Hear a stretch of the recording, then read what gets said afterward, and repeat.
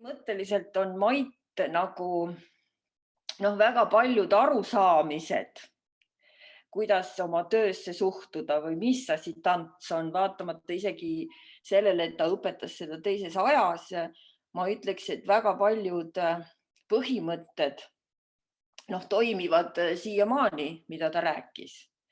Niisugune legendaarne lause näiteks, kui sisepõlemistemperatuur on 60 kraadi, ega siis kunsti ei tee. Või ühesõnaga, ta ikkagi pani nagu noore inimese kuidagi mõtlema, miks ma seda tantsu õpin, mis ma sellega teen, mis see on, et sellised väga eksistentsiaalsed küsimused, ma ütleks, pani ikkagi Mait tagupaika.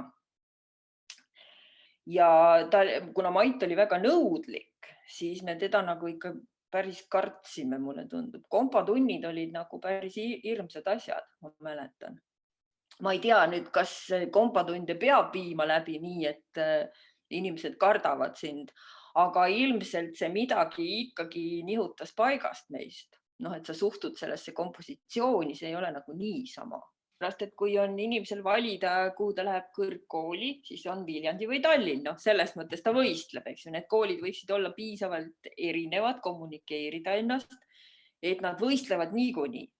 Üliõpilaste arvu pärast jäävadki nad võistlema või nii-öelda sisseastujate pärast, keda endale meelitada.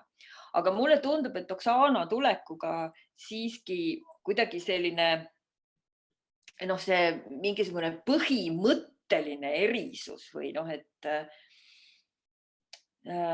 see üleolek sellest, et kuskil, ka Viljandi on aeg-ajalt, et on üks kool ja meie teeme õigesti ja siis on teine kool.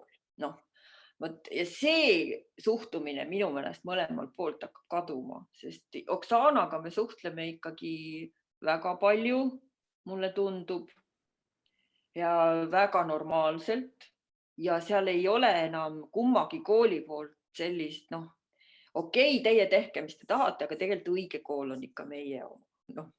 Sihuke asi hakkab nagu kaduma, mis on õudselt hea. Ma arvan, et see sai alguse sellest, see on mingisugune meie põlvkonna, mingi vana põlvkonna, mingisugused, kes on õppinud pedas ja minu rahvatantsu õpetaja ütles 80. aastal. Ma küsisin, et kus ma siis õppima lähen. Ta ütles, mine Tallinnasse, sest kui sa sinna Viljandisse lähed, siis see on ikka täiesti auk.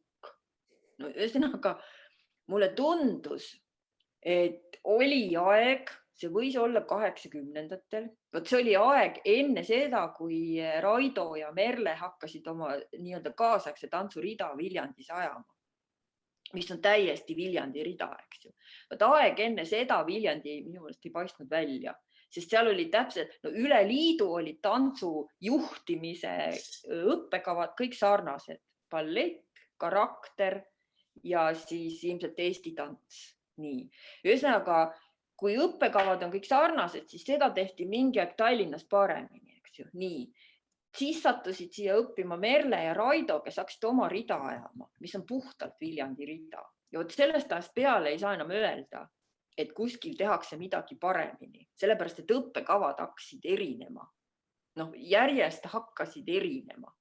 Ja nüüd on erinevuste pealt, eks ju, on võimatu ja mõttetu öelda, et üks on parem või teine. Minu meelest on nad piisavalt erinevad selleks. Üks asi on see, kuidas te kommunikeerid sisseastujale, aga sisu osas on nad piisavalt erinevad selleks, et kaob ära võrdlust parem või halvem. On erinevad. Ma arvan, et see on mille pealt hakkab sihuke võrdsus tekkima või mille pealt saab tekkida võrdsus. Et me ei üritagi seda asja ajada, mida sina ajad. Siis on ju väga hästi. Põhimõtteliselt peab sul olema ikkagi endal kontseptsioon. Mitte, et sa ei kuulaks teisi inimesi või sa ei vaataks, mis toimub ümberringi. Aga õppekaval on ikkagi, see ei ole lihtsalt nagu Exceli tabel. See on ikkagi kontseptsioon, mis algab sellest, kes need on või keda me tahame või mida me tahame. Ja siis me hakkame neid aineid paika panema, aga aine ise ka ei õpeta ju, inimesed õpetavad. Mul võivad olla ma ei tea, mis nimedega ained, aga kui mul õpetajaid ei ole, siis see aine ei õpeta. Siis on vaja teada, kes õpetavad su koolis, eks ju. Et nad moodustavad mingisuguse kontseptuaalse või sellise kuidagi vaimumaailmas mingi terviku. Et nad ajavad erinevast küljest ja täiesti omamoodi asja, mille me võib-olla isegi ei ole sõnastanud, eks see peab olemas olema, et me ei hakka vastu vaidlema kontseptuaalselt või mingisugusel maailmavaateliselt küsimusel, mis on tants. Mulle tundub, et see hoiab õppekava koos. Inimesed, kes kuidagi alateadlikult, tajumuslikult ajavad ühte asja täiesti omal moel. Et see on ja see tegelikult, kui on tajuda see selline, mulle tundub see selline, seda tajuvad ka õpilased, ma arvan. Ja siis kõike sa nagunii õppekavas teha ei saa. Sa valid mingisuguse asja, aga see asi peab moodustama terviku. Ja alati, kui see asi moodustab terviku, siis seda vähem on, et kuule, ma tahan kõhutantsu või ma tahaks flamenkot. Sest see tajumuslik tervik on nagu olemas. Kui seda ei ole, siis ilmselt ongi, kompenseeritakse. Loomulikult ma tahan seda või seda. Aga mulle tundub, et see on nagu kõige olulisem õppekava puhul.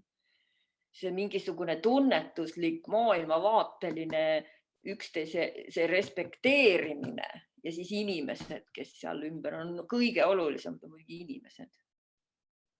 Kuidagi sa üritad välja peilida seda, et kas see on tema jaoks nii-öelda see eluseiklus või? Vist niimoodi, jah. Et mitte, et ta peaks pensionini seda nühkima, aga just nimelt seda tants jääb kuidagi ükskõik mil viisil. Et kas ta kirjutab, kas ta loob koole, kas ta organiseerib, kas ta annab tantsutunde, kas ta teeb lavastusi, et see ei ole enam nii oluline, kuidas ta selle tantsu juures on. Kas ta mõtleb sellest ja kirjutab sellest, näiteks on ka ülioluline minu meelest. Et see on ikkagi nagu mingi eluseiklus või? Et ei lase lahti siin, vaid neid inimesi tahaks